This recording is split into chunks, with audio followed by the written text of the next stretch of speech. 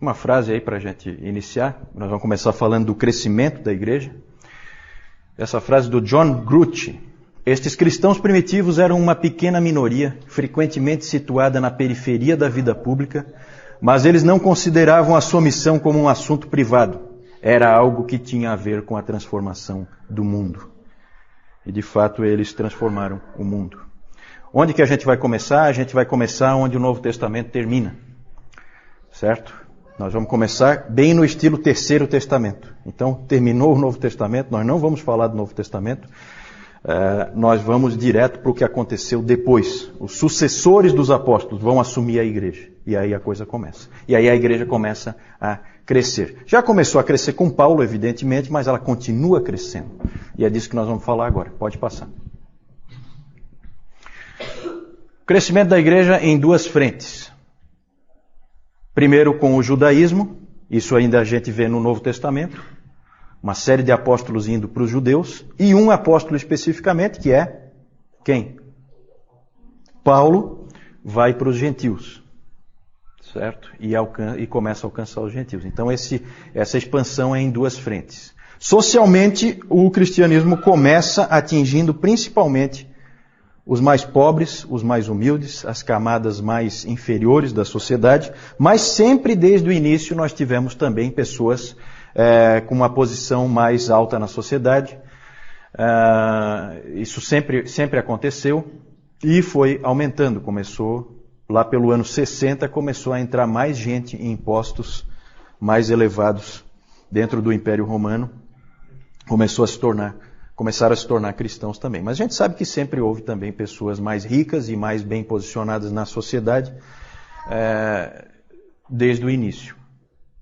Tanto que o Clemente de Alexandria, ele fez uma pregação em que ele falava: que tipo de pessoa rica pode ser salva?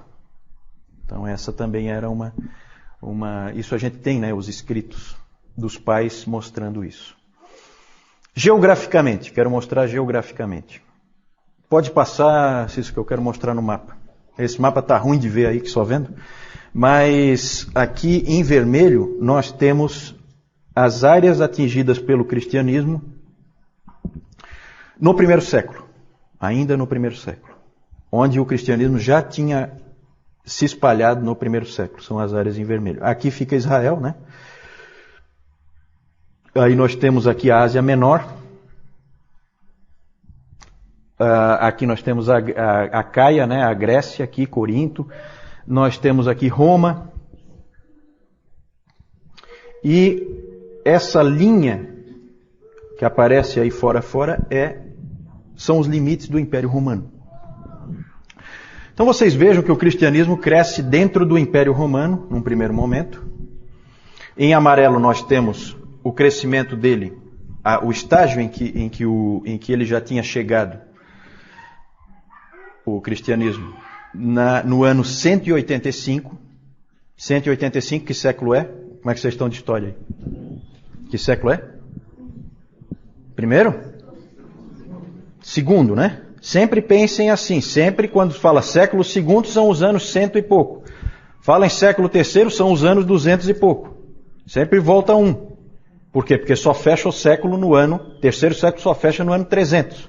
Então fala assim, segundo século são aqueles anos 101, 102, 103, 104 e assim por diante, tá? Então no ano 185 vejam que já tinha se espalhado muito, já tinha atingido aqui o Egito, já tinha atingido todo o norte da África, aqui regiões do norte da África, e tinha ido longe, tinha ido até lá na Gália, onde é a França hoje, né? Tinha chegado lá em cima, onde hoje é a Alemanha, da cidade de Colônia, já tinha chegado o Evangelho, e também lá na Espanha. Lembram que Paulo queria ir para a Espanha? Nós não sabemos se ele realmente chegou aí, mas alguém chegou. Alguém chegou lá. Alguém levou o Evangelho lá. Então é impressionante como vai crescendo, vai se espalhando, vai indo para todos os lugares do Império Romano. Vejam bem que o cristianismo, a gente às vezes pensa assim, não, o cristianismo começou ali na Judéia e aí depois ele foi para a Europa. Não é bem assim, gente. O que é marcante aí em termos de geografia? Onde é que o cristianismo está crescendo? Império Romano, sim. Isso em termos de política. Em termos de geografia, onde é que o cristianismo cresce?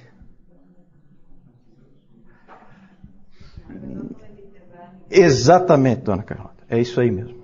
Mar Mediterrâneo. Essa é a chave. Certo? Por quê? Porque está cheio de cristãos aqui na África. Um monte de coisa que a gente vai ver, um monte de pais da igreja são africanos. Aí alguém fala assim, mas Agostinho é africano.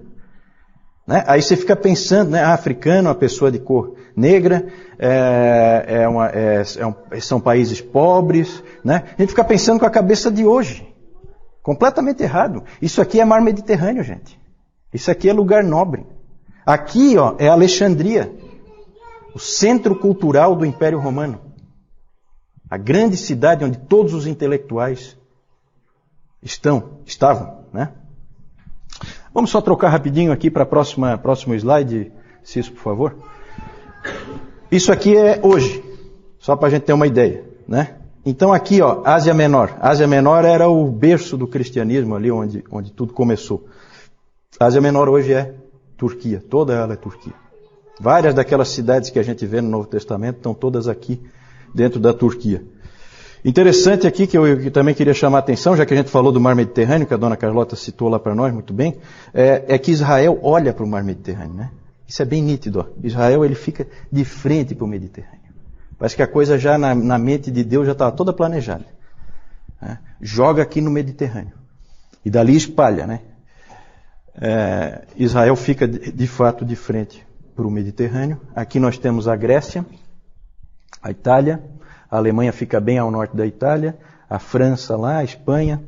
E aqui hoje no norte da África, por causa das conquistas muçulmanas, hoje nós quase não temos cristianismo aí, né?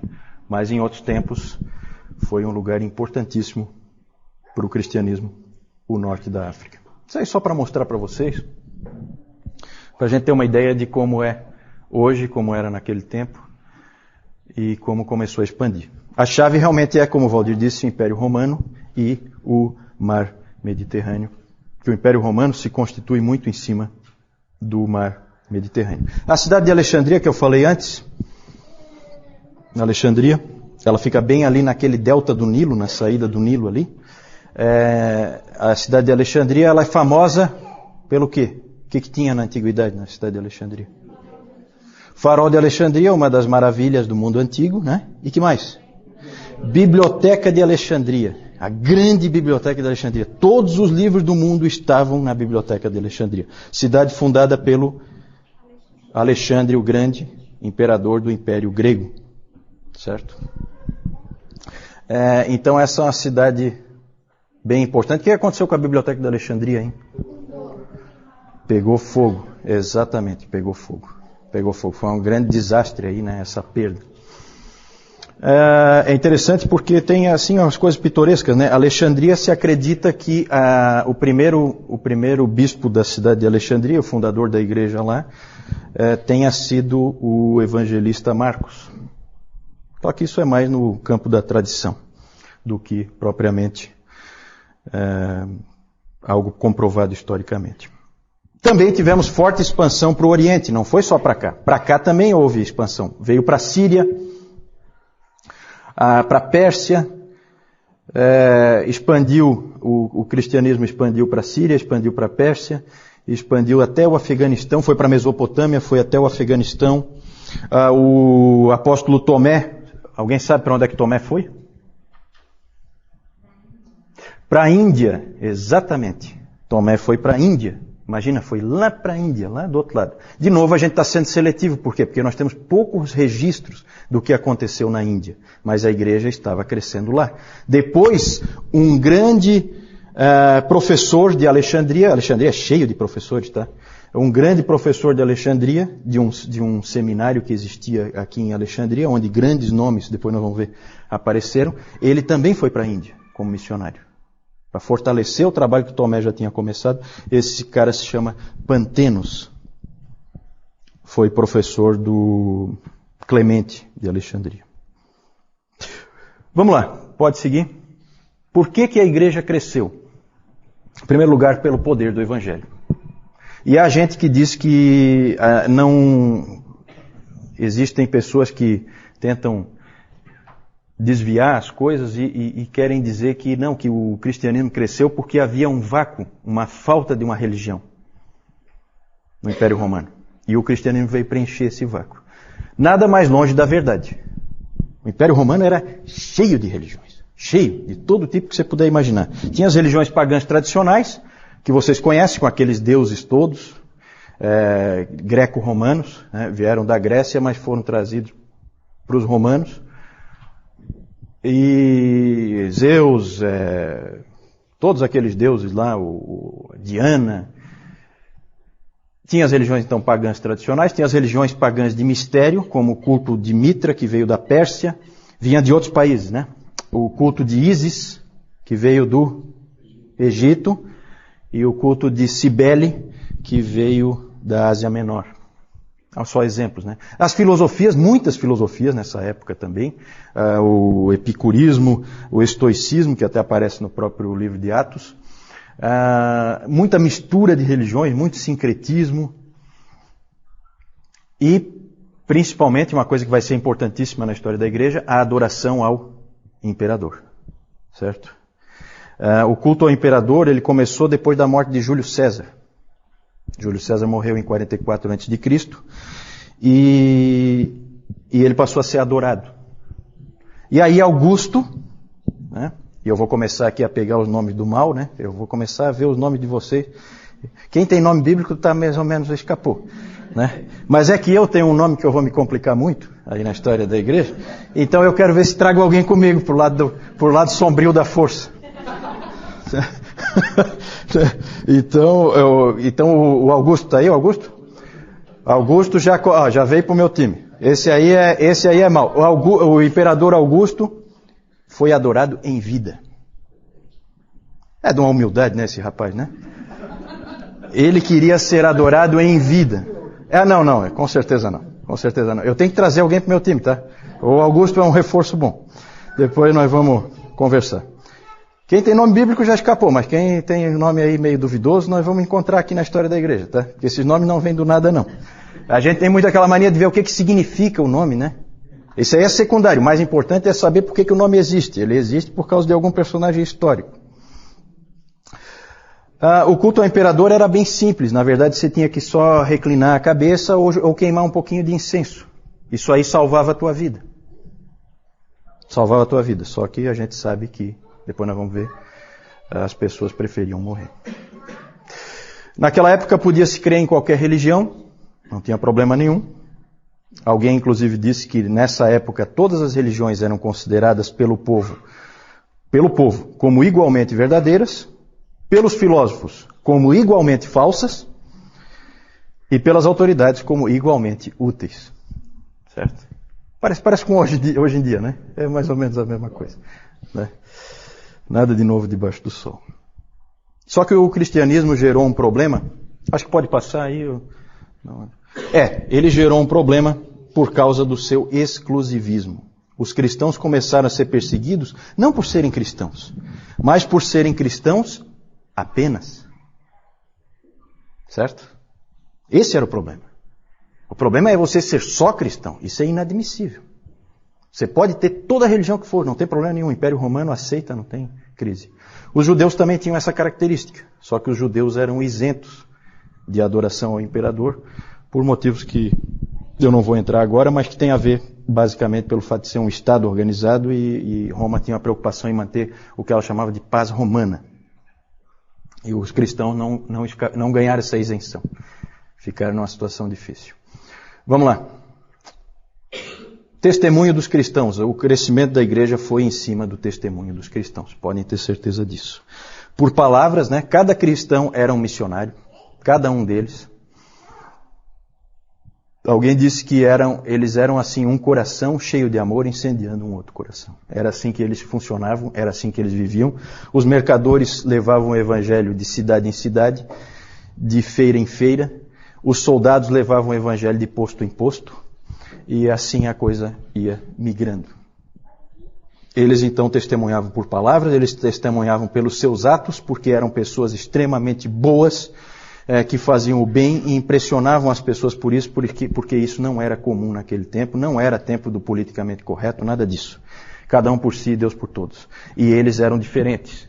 Eles cuidavam dos pobres, eles cuidavam dos doentes, eles cuidavam dos encarcerados, eles cuidavam dos órfãos, eles cuidavam das viúvas, eles ajuntavam as crianças que tinham sido jogadas na sarjeta, eles faziam todas essas coisas e eles impressionavam aos outros por isso. E eles se amavam a ponto de dar a vida uns pelos outros. Um dava a vida, o outro ia junto com ele. Então isso tudo impressionava, isso tudo afetava. E principalmente eles testemunharam também pela morte. Tertuliano disse aquela famosa frase bem conhecida, que o sangue dos mártires é a semente da igreja. Podemos passar para o próximo aí. Eu acho que agora nós temos algumas figurinhas aí. O João vai só apresentar para vocês. Já que eu tenho o risco de ser preso, então vou ser preso por algum motivo. Aqui nós vemos aqui, são as estradas que eram construídas lá na antiguidade pelos escravos.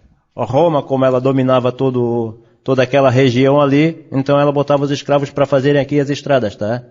Aqui tem essa ponte aqui, nós não sabemos direito onde é, mas a gente vê aqui como já era evoluído o sistema romano ali de construções. Próximo.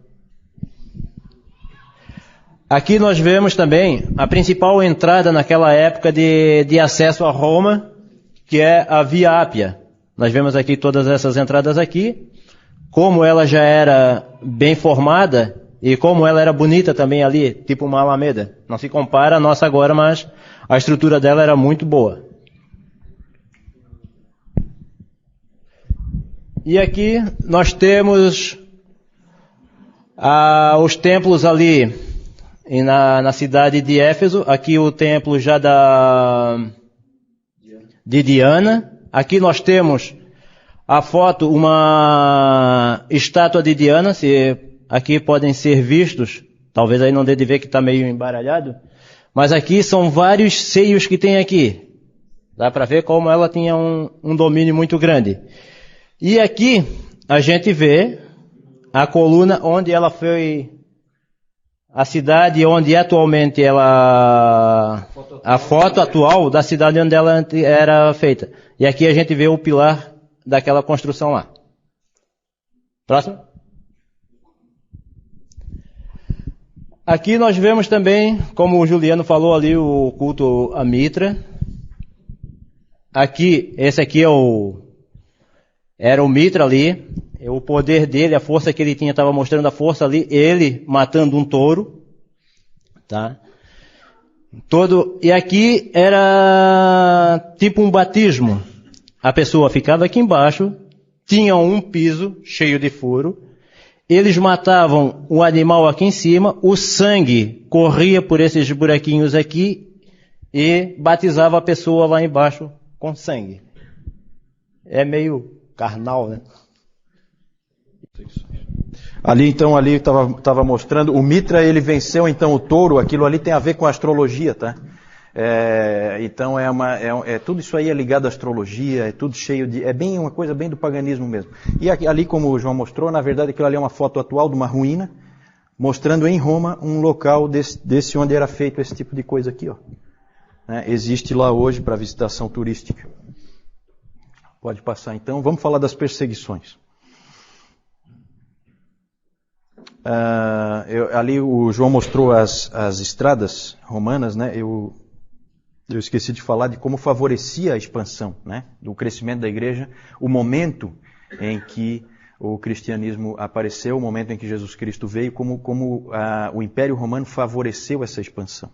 Então você tinha essas estradas, você tinha toda uma estrutura, você tinha o estabelecimento da paz romana, que te dava trânsito livre pelo mar Mediterrâneo, te dava trânsito livre por vários países diferentes que eram conquistados pelos romanos. Isso tudo ajudou muito a expansão da igreja. Como a gente vê no próprio livro de Atos, né? Ali o João mostrou também o templo de Diana, né? Aparece toda essa questão de Diana dos Efésios, aparece em Atos. Todo o problema das estatuetas. Nós temos uma estatueta ali, aquela ali que ele mostrou, é uma estatueta daquelas que houve toda aquela confusão que o Paulo acabou sendo preso por causa do medo dos fabricantes de estátuas em perder o seu negócio, né?